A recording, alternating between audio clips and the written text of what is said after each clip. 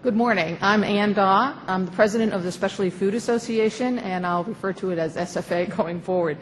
Thank you for this opportunity to present two of our views about FDA's preventive controls proposal. We will submit complete written comments by the May 16th deadline, and members of our association will also be testifying at your public meetings in Chicago and Portland. SFA is the nationwide trade association for more than 3,000 manufacturers, retailers, brokers, distributors, and importers who are involved in the manufacturing, processing, and sale of specialty foods.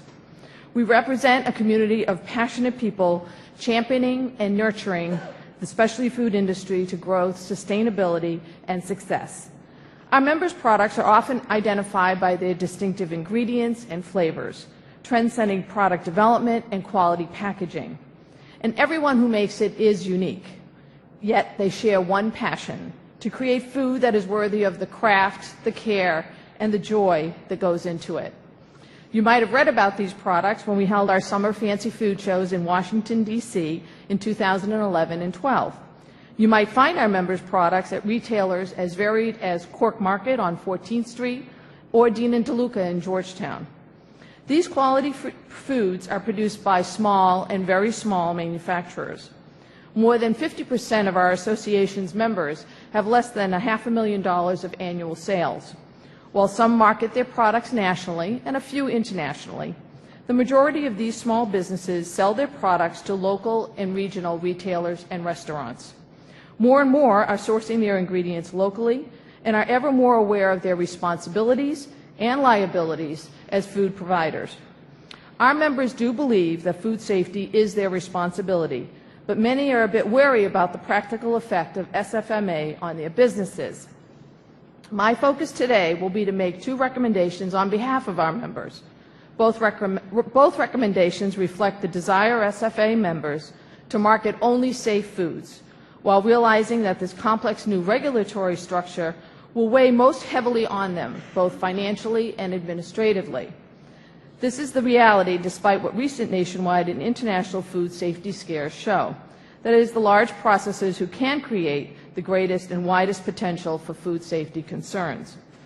Our comments are based on another market reality.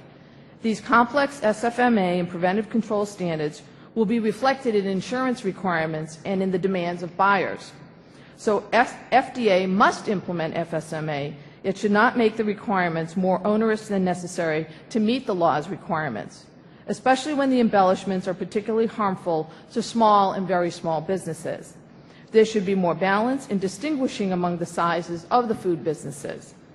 While FSMA sets deadlines for its implementation by small and very small food businesses, the law leaves it to FDA to define those two categories. FDA's proposed definition should more accurately classify small and very small businesses. As our first recommendation, SFA urges FDA to use the 500-employee rule to define a small business. In addition, FDA should ensure that its approach to small businesses truly contain options that provide sufficient flexibility to be practical for small businesses.